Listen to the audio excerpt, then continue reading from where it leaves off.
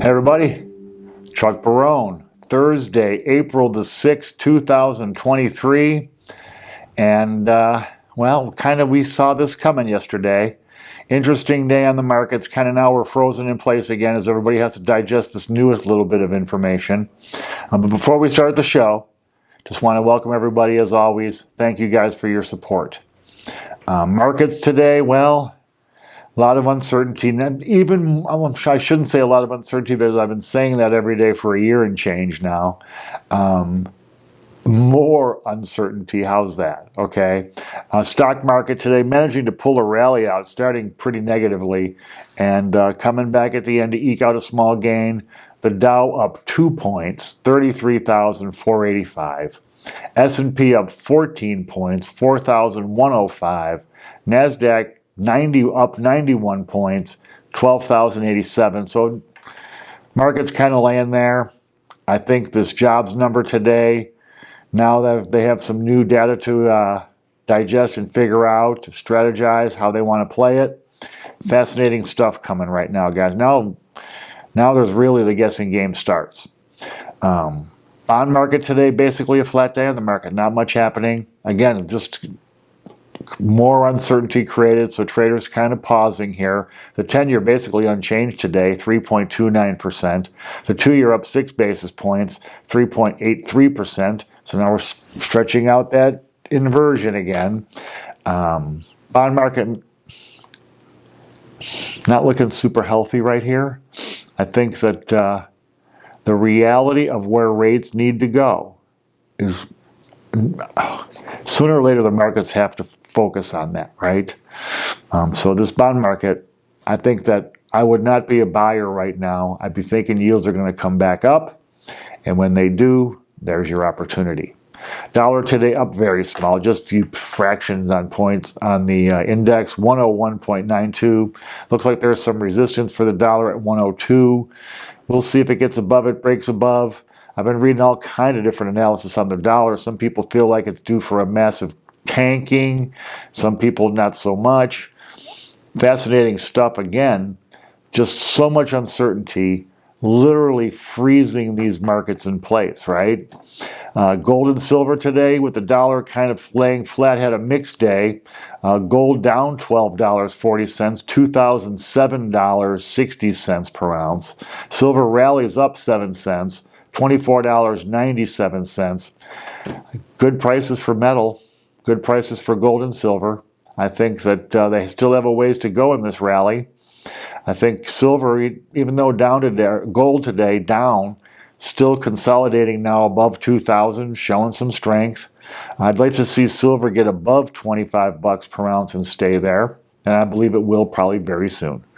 Oil today down very small. Looks like the big surge is overdone. Falling 17 cents per barrel today. West Texas Intermediate, $80.44. Still holding that $80 number per barrel, but I don't think it will for much longer. Bitcoin today down small, $162, $28,013 for Bitcoin, holding its own, man. No big rally here coming from this number, but certainly showing strength in the face of all this uncertainty, in the face of a lot of negativity in the crypto markets. Bitcoin holding steady. News you guys need? Well, the main news today, as most of you guys have probably heard, the unemployment report came in today, and it was, like we were saying yesterday, we kind of figured it might not be as good as we were hoping, and it wasn't. Coming in at 228,000 claims versus just 198 last week. They were expecting 200,000. This disappointment here, I guess it depends on how you're looking at it, right? And I think this is kind of creating a big whipsaw effect in this market now, because this number is exactly what the Fed was looking for. They'd actually like to see it higher than this. They really feel like employment has been the main driver of this inflation. I'm a little dubious there because we've already seen what greedflation can do. And there was an interesting analysis by Société Générale today from France about greedflation and how corporations are actually, their margins are rising in the face of rising costs, which is very unusual. And anyway, the jobs market, giving the Fed a little bit of breathing room here now. So now the Fed can look at these inflation numbers. They can look at the state of the economy, which seems to be sagging, and they can make a better decision on what to do with rates instead of sticking one way or the other. I mean, it kind of seemed like the Fed was determined to knock this inflation down and have been doing a pretty good job of sticking to their guns.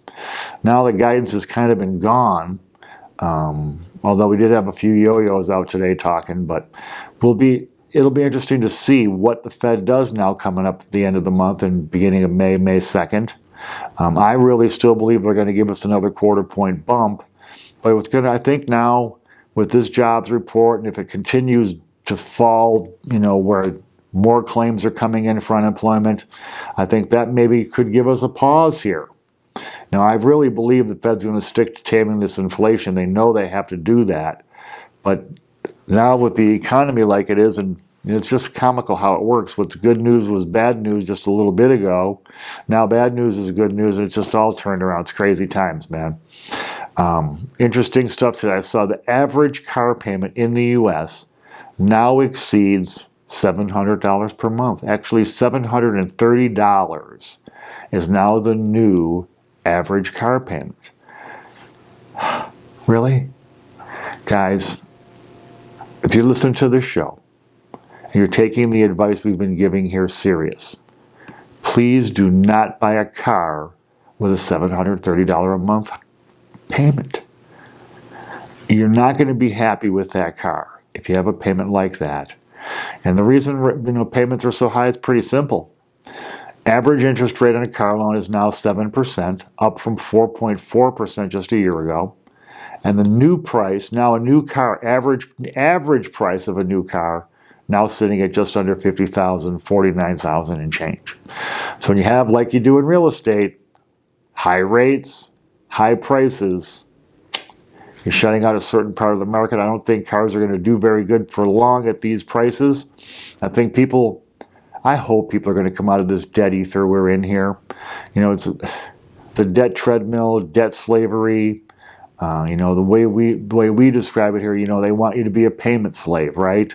They want you just to work and work and work your entire life, constantly striving, constantly putting up with all the agonies of working and earning money, only to just turn around as soon as you get that money and pay it out for debts you incurred a while ago, stuff you didn't need in a lot of cases. It's a debt trap that they're destroying this country with. And when you see $700, imagine that.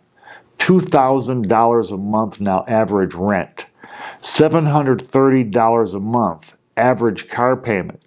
We know what all the other stuff is doing. Power bills, right? Gas bills, insurance going through the roof, everything going up. How's the schmuckatellis out there supposed to live like that, guys? Okay, the average family income, right? Can't afford these kind of payments.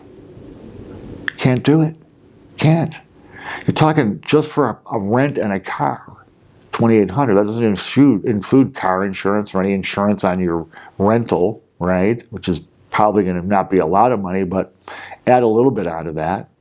And then everything else you need just to basically stay afloat in this friggin' society.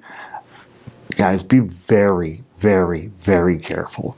New cars are awesome. I've had several in my life. It's a pleasure to drive a new car, but not at prices like that, man. Don't fall into that trap, guys. Fed President Meester out today, basically giving the tip off. She said that the Fed rates need to go above 5%. I think that tips it off is going to be that quarter point, which I've been anticipating. So you got to understand, guys, if I've explained before, you have an inflation rate at 6%, okay? You need to get your interest rates higher than the rate of inflation. That's going to help drive down inflation as it drives the country into recession, right? Well, we're getting closer, right? We now got about a 6% inflation rate. If they bump it to 5%, now we're kind of narrowing the gap. If inflation numbers continue to come down, like they have on their PCE index, They may be going to get that rate, even at 5, get it above the rate of inflation, help drive down those spikes. So it's just going to be. Now, she's the only one coming out saying this that I've read today. We had a couple of them talking about how, rate increases and taming inflation doesn't have to destroy the job market. We already know the truth there. They're going to, you can't fight the Fed. They're going to have their way eventually. They want this recession, and here it comes. They're going to have their way. Real estate. Well, we got a puzzle going on in real estate here, guys. There's a lot of demand. People want to buy houses. First-time buyers, a lot of them calling me, trying to get into this market, trying to buy a house. A couple of problems. Number one, the same problem we've been having with high rates and payment shock. When people see $2,500 to $3,000 a month, to own a house, that's not a very exciting prospect. But now we have this other conundrum where people who already own houses are kind of locked into those houses. So if you have a house worth $500,000 and a $400,000 mortgage on it, for example, and you're paying 3% on that mortgage, right? You want to downsize. So you sell your $500,000 house, you take your $100K, you put it on a $100,000 down on a $350,000 house from your $500,000.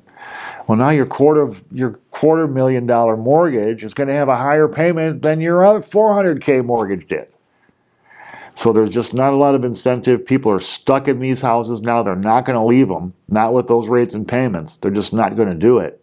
And a lot of people, typically, when they sell for many reasons, but upsizing is also a big part of why people sell and buy real estate. They start out in a starter home. They're a young couple just getting started. Now here comes the first baby. House seems a little bit tighter. Here comes the next baby. Oh my God, we need something bigger. Our family's growing. Our possessions are growing. We need a 2-car garage now, and we need all this extra stuff.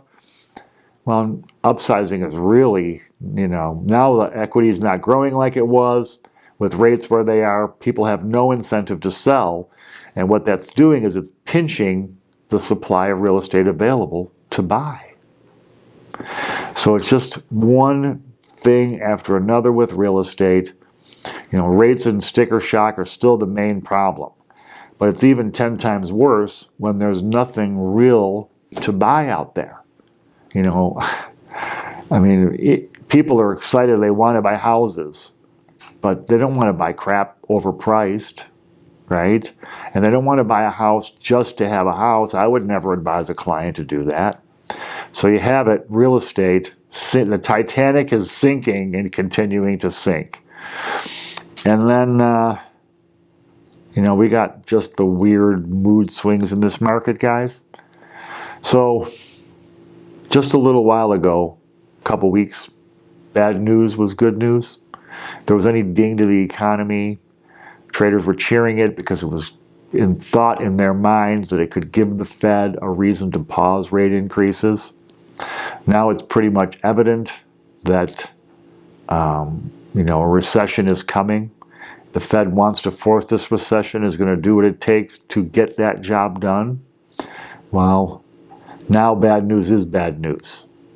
So now, instead of cheering bad news, like maybe we'll get a pause or a pivot, now the recession fears come in, big layoffs being announced. They're going to crater this job market and job and wage gains for working people. Of course, that won't affect the people in the executive suites. They'll still get their multi-millions of dollars in bonuses. Living history, guys. That's all I got to say. It's just, without getting profane or really pissed, this is just the crappiest market I've seen since I've been following these markets, man. They're just crap, man. There's really nothing here that's in any way tickling my fancy. Stocks look very, very choppy to me. The bond market I would not be buying. The dollar, I think, is going to hang on a little bit, but the trend is down as well. I love it in gold and silver. So if I'm a player, if I have some money to invest, that's where I'm going to be looking right now. Oil, I think, is on its way down, and Bitcoin I don't know enough about to really invest. So the markets are looking crummy. It's going to be fascinating to see as we move into more of an election season, how that starts the rah-rah. You know, the Fed is notorious for kind of going into neutral during election year, so whatever business the Fed has, they got to get it done this year, because we know next year is a national election year.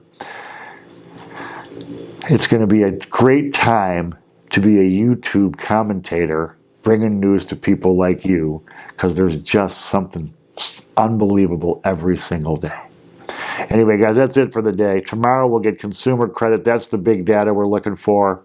We'll see how much further into hawk the consumer in the United States went. Hopefully the people listening to this show have been taking our advice and are not among those going further and further into debt. And please, guys, when you hear $730 or more for a car payment, don't do that, man. Go buy a used car. That's what I did. I paid cash for my car. It's a beautiful car. And I don't have to make a $730 a month car payment, plus probably $150 a month for car insurance. You know, you're looking at $800 and almost $900 a month just to drive your car. Hell, when I bought my first condo, the payment was $300. Now it's $900 for a car. Bananas, man. Anyway, guys, I babble. I do that, so I apologize. Tomorrow we'll be back to wrap the week up. Should be an interesting finish. I think the market's going to break out of neutral tomorrow. I would not be surprised to see a down day, because I think these traders are going to want to get rid of some of these positions over the weekend, because there's just so much uncertainty and anything could change at any minute now. We'll be here to bring you guys all the gory details. As always, we appreciate your support. Until tomorrow.